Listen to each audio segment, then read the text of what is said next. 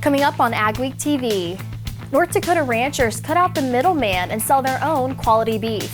Our Ag Week corn and soybean tour will check out crop conditions in North Dakota and Minnesota. A $1 million technology partnership involves North Dakota ag powerhouses and the ARS. And we'll visit a farmer who shares his love for canola through social media.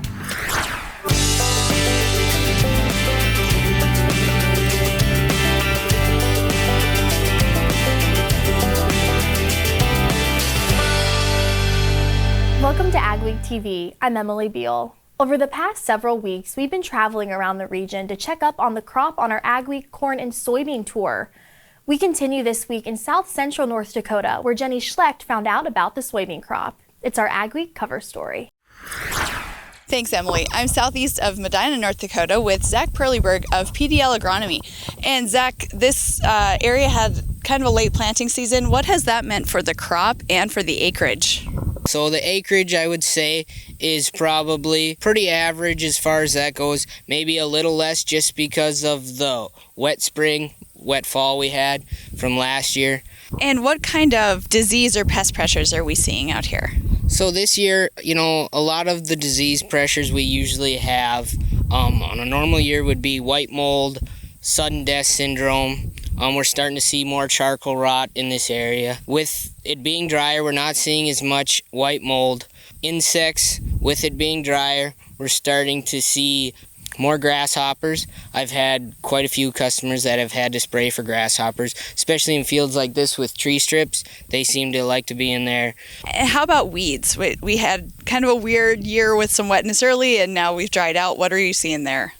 Weeds have definitely been an issue this year.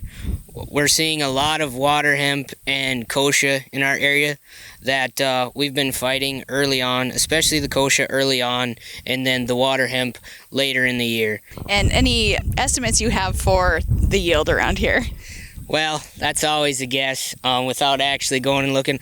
I would say probably going to see a lot of 25, 30 bushel beans in our area. And how would that compare to an ideal top-end year? Over the last couple years, take out last year with the drought we had, but the years before that, we've seen a lot of 35 to 45 bushel beans. Thanks, Zach. On the Ag Week Corn and Soybean Tour, I'm Jenny Schlecht. I'm Jeff Beach on the Ag Week Corn and Soybean Tour.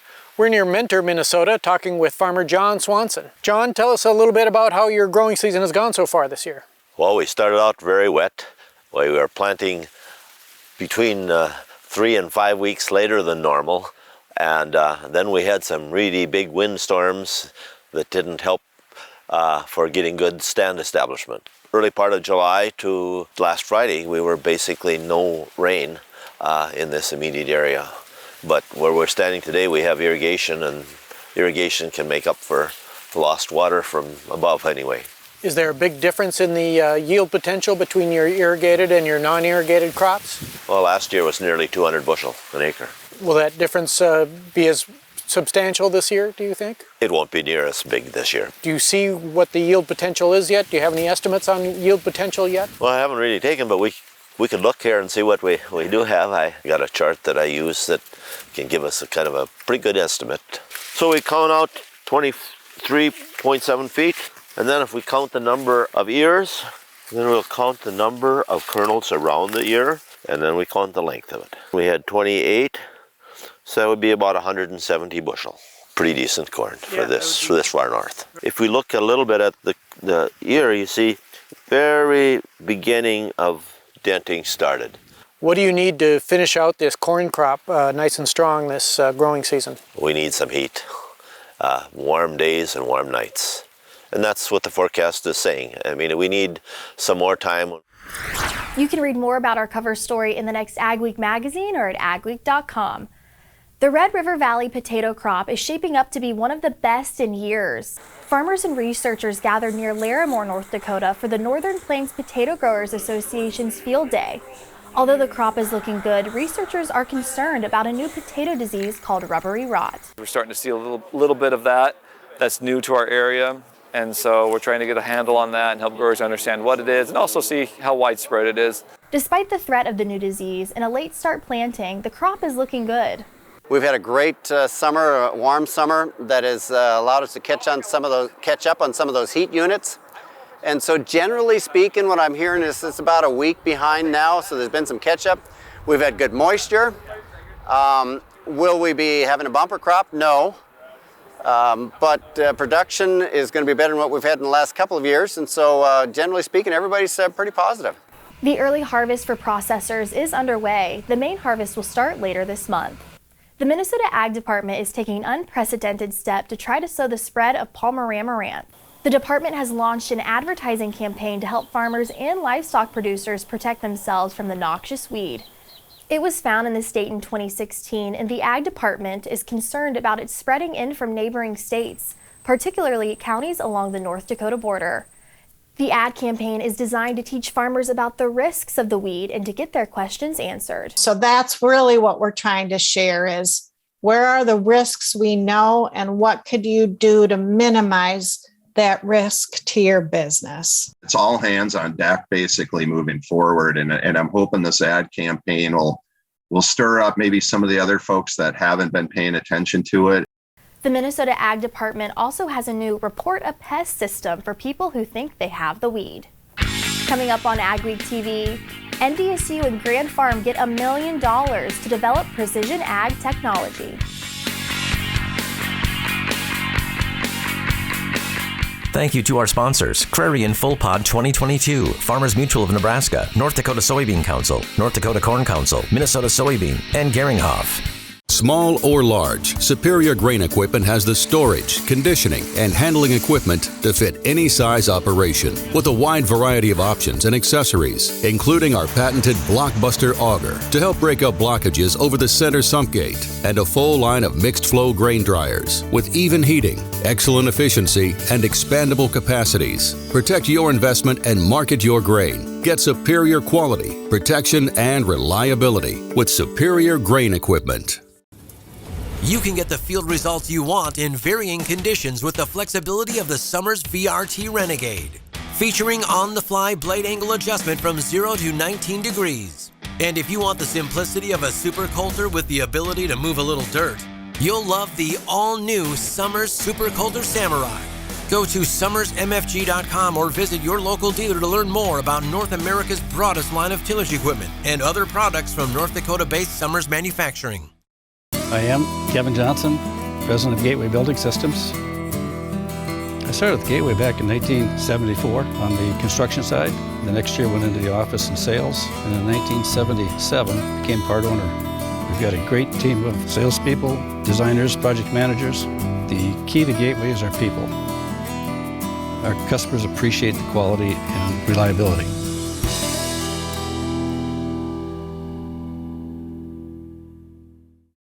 Hi, Bill Kelsey here, Geringhoff Territory Manager, covering northern Minnesota and the Dakotas.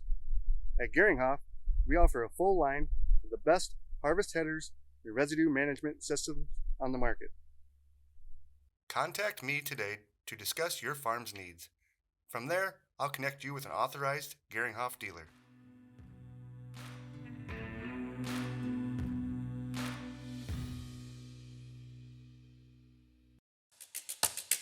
All right, here's the free gift I got for opening up a checking account. Let's see what I got. Okay guys, so I got this portable DVD player. Yeah, I'm not sure why my bank would give me a tiny waffle maker. So it's a tumbler, but it doesn't fit in any of my cup holders. I wasn't even sure they still made these. Is it for kids? Is this for kids? Don't fall for the free gift. Find a bank that cares about what you really need. Cornerstone Bank. Precision ag is getting a big boost in North Dakota. A federal appropriation of $1 million will create a cooperative agreement between NDSU, the Grand Farm, and the USDA's Agricultural Research Service. The multi-million-dollar Grand Farm is an incubator for ag research and development. Deputy Administrator of the ARS, Marlon Eve, says he's thrilled about the partnership, as USDA scientists have been working on ways to help farmers and ranchers make data-driven decisions.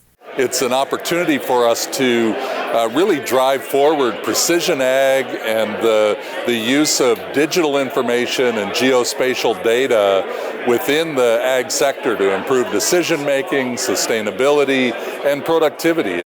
Mark Watney, the president of the North Dakota Farmers Union and a member of the Grand Farm Board, says this is an important infrastructure improvement, comparable to the development of the interstate highway system. This is investing in the technological infrastructure that's going to enable us to be able to lead the world in many instances, or at least catch up to some of the world where they've adopted this. So North Dakota is positioned well to be able to accomplish that task. The $1 million appropriation will go through the USDA ARS.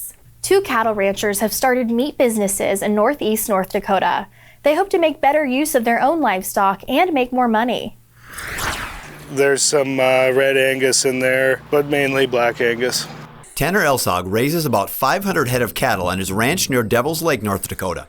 Like a growing number of ranchers, Elsog wanted to cut out the middleman and make more money by marketing his meat directly to consumers. He also sells bison and pork that he raises. He takes it to a nearby processing plant, then sells it at his shop in Devil's Lake. I'm the guy taking it to the butcher shop. There's no trucking involved, that's me. The feedlot's me. The animal's mine, and I'm making all the money off that animal instead of 5, 6, 7 other people making the money. We sliced those down last night. Thomas Solway is another rancher who decided to sell his own meat. His business is about 60 miles from Elsog, and both started their companies in 2021. Solway and his brother own Custom Cut Meat in Carrington. They built a 40 by 80 foot USDA certified processing plant. They, along with other family members, process meat they raise on their ranch and for some area ranchers. We primarily do custom processing. We do custom exempt, and we are a state inspected facility. So we get a few clients that come in for farm to table, retailers, ranchers that are trying to broaden their profit margins, or per se, trying to be get rid of the middleman. Solway says his products are popular and they could likely double their production if they could find more employees. Solway recently took part in a beef industry workshop for high school students at the Carrington Research Extension Center. It was a chance to promote careers in ag while teaching young people about cattle at the same time. Well, we're always looking to encourage our youth about opportunities in the agricultural industry. Foster County Extension Agent Jeff Gale put this junior beef producer workshop together for 2 reasons. He wants to provide these teens with experience they can take home and use on their farm or ranch, and also to give them ideas about careers in the livestock industry. I remembered when I was a high school student, I really had no idea about some of the job possibilities that were in front of me. It was really, into my second year or third year of college before I saw some of the different options. The Research Center has held events like this for students before, but with a focus on ag production. Extension Livestock Specialist Carl Hoppe was one of the presenters. He agrees that it's important for young people to learn about jobs in ag. It deals a lot more with not only agriculture and cattle production and management in the total part, but it revolves around some of the careers and jobs involved in livestock production. The students also visited Thomas Solway's meat processing facility to learn more about meat science. Solway hopes events like this can help attract more young people to ag business. Yeah, we're probably down to 2 people right now, where we could easily do 2 full-time positions. I like to promote as much as we can. I hope this is a project we can continue in the future. At the workshop, the students also learned about composting and cattle breeding. Ahead on Ag Week TV, a North Dakota canola grower promotes his crop on Tik-Tok.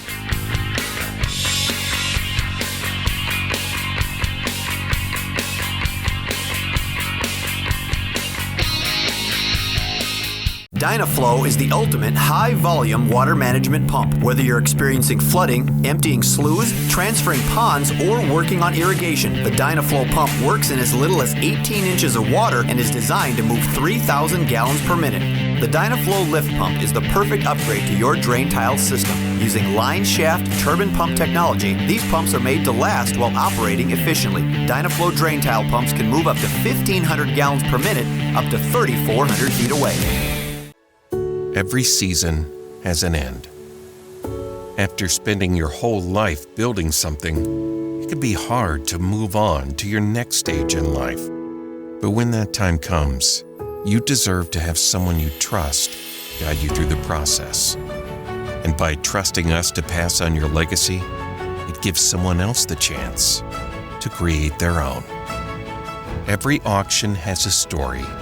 Let us share yours. Saline can leave certain parts of a field unproductive, so North Dakota farmer Brad Kellerman was excited to try the product and see his soils come back to life. I really like the properties that it displays, and I'm going to keep working with it to try and improve the overall soil health, because if the soil health is not good, I don't think the crop is going to be good either. Kellerman has been pleased with the results of his soil since beginning to use calcine. So I don't believe there's anything on the market that I've seen like calcine that works in the soil the way it does. Satellite imagery, we looked at it. You can see exactly where the calcine was. We have more growth in those areas. Gary Wagner farms in northwest Minnesota on a variety of different soil types. He says calcine has helped his acres thrive and plans to continue to use calcine in the future. To it, and we're becoming a believer.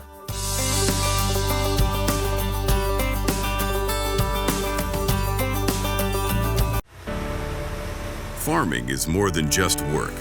It's your way of life. Protecting your family's legacy is our way of life. Through challenges and successes, we understand your family's insurance needs. With every turn of the wheel, for every investment, through every season, generation after generation, Farmers Mutual of Nebraska, always alongside you. What can the region expect for weather as it officially heads into the autumn months? Here's John with our agri-weather outlook. With September now marching on, the descent into cooler weather and more of a fall-like weather pattern is certainly inevitable, but we're having a little trouble finding a lot of cool weather. The start of September is bringing a lot of warm temperatures to the northern plains, warmer than average, not the scorching heat that we had during some of the early and mid parts of summer, but it will be fairly warm, it looks like, at least over this first week of the forecast, and remaining relatively mild for the middle part of September. We're looking for fall rain. Some spots, rain has been very sporadic in the northern plains, upper Midwest region during August and early September, and we're not yet seeing the weather pattern that will bring those widespread soakers. I do anticipate some rain coming into areas that need some rain, but it may not be all of the rain that we are looking for. Jet stream mostly across the northern part of the United States, northern part of the continent, I should say, north of the United States. There are little ripples of upper level winds further south, but the main jet is still up further north, so we're still dealing with a generally warmer than average weather pattern as we go through the week. Midweek, Tuesday, Wednesday, another little surge of heat through the high plains. Most of this warm, I'm talking 80-ish degree, 80 kind of weather. Most of this hot, I'm talking 90 or in the 90s. Not necessarily scorching or record heat, just definitely warmer than average into the northern plains, and actually for the season about average across the south. Note toward the end of the week, we are starting to see some troughing along the Pacific Northwest coast. Looks like this weekend that will begin to sag southward. That will present the first opportunity for more rainfall into the fairly dry northern plains region. Looking ahead to the second week, that trough does not turn into a major storm, but it does drop the heights across the country a little bit.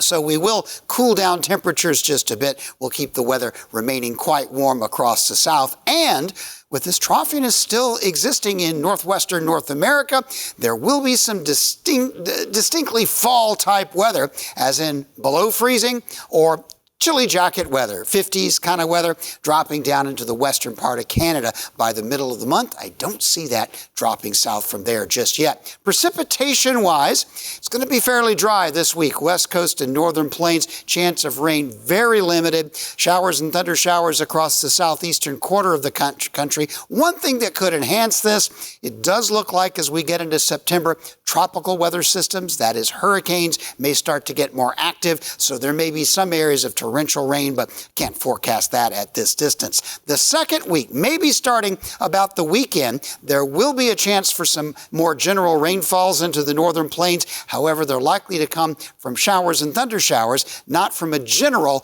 soaking type fall rain pattern. Since the inception of Vatterstadt, the spirit of innovation has led the company. We push the limits, providing innovative and reliable seeding and tillage solutions that simplify everyday life for farmers. we continue to reimagine the capabilities and technology behind farm machinery, providing customers with a perfect emergence while maximizing their yields. We look forward to growing together. Last year's drought and this year's late planting season put some farmers behind schedule. But there's a new nano-liquid technology that could help play catch-up by delivering nutrients to your crops more efficiently.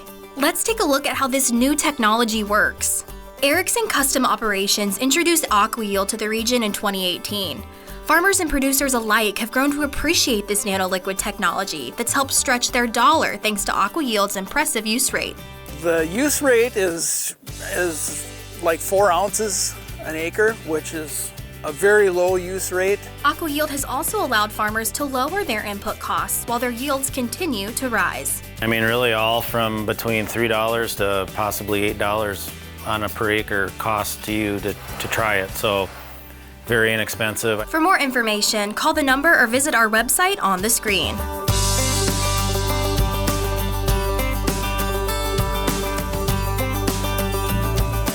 It's going to be an interesting year in agriculture. We have already seen the markets trade to new crop highs and levels not seen in years. There is uncertainty around the 2022 growing season. Will drought impact production? How many acres will be switched? And will demand remain strong? Are you getting the information you need to make the right marketing decisions? With the changing market environment, maybe it's time to change how you approach your grain marketing. Let Martinson Ag Risk Management get you the news that matters and a marketing plan that suits your needs.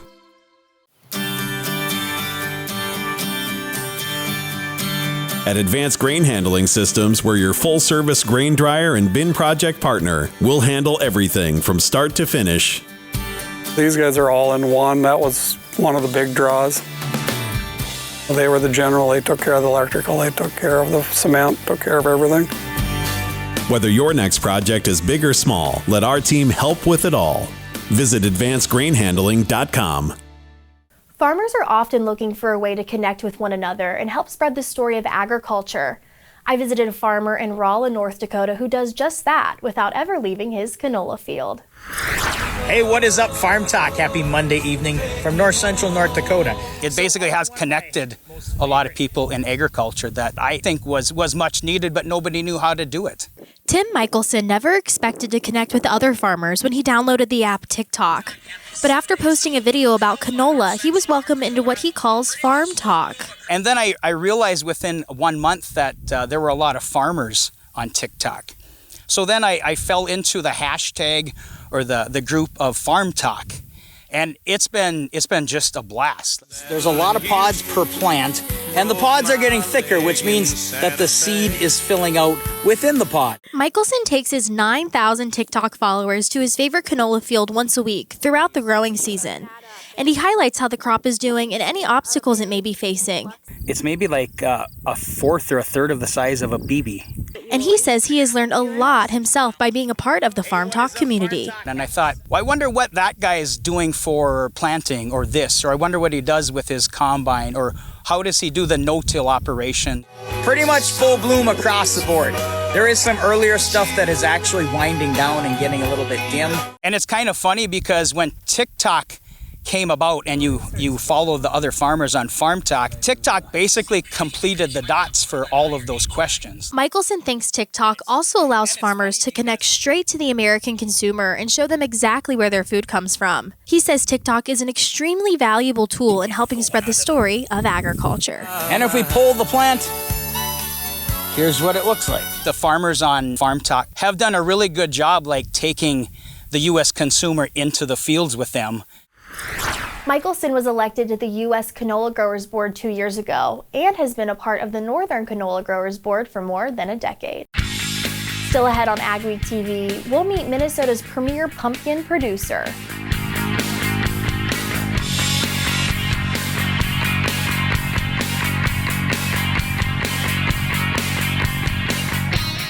North Dakota's steady growth in soybean production is rooted in science. When research suggests ways to boost yield and profitability, farmers listen up.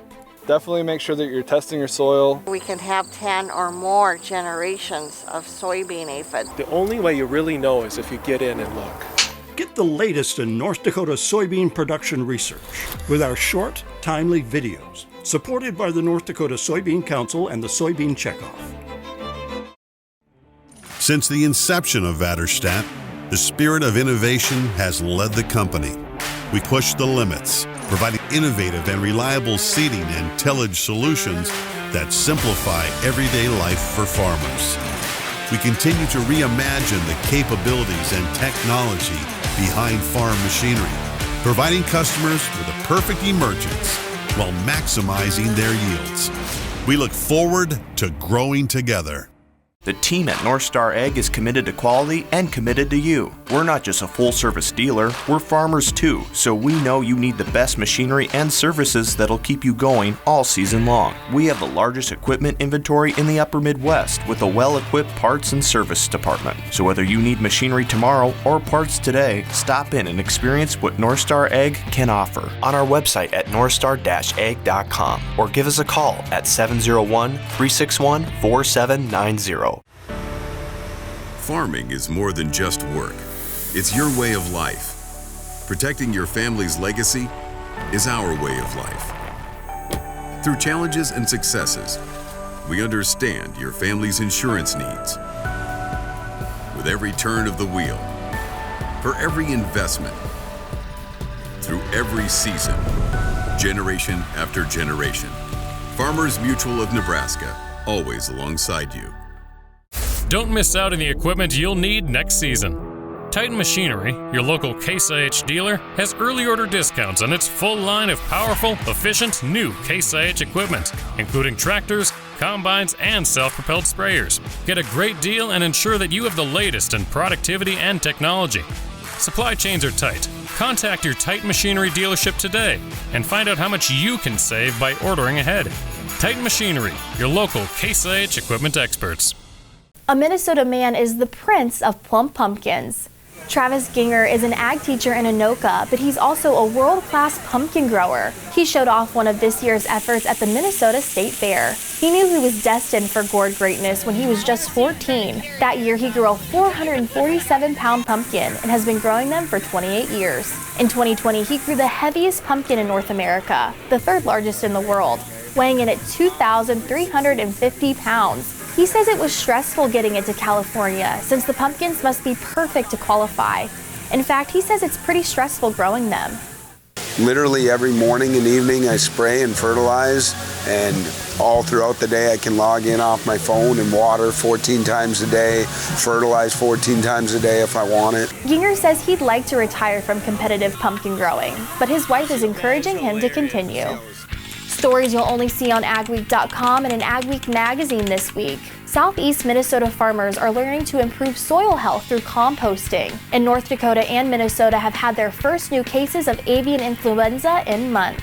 We appreciate you watching Ag Week TV. Remember to check us out daily on Facebook, Twitter, Instagram, and TikTok to keep up on all your ag news. Have a great week.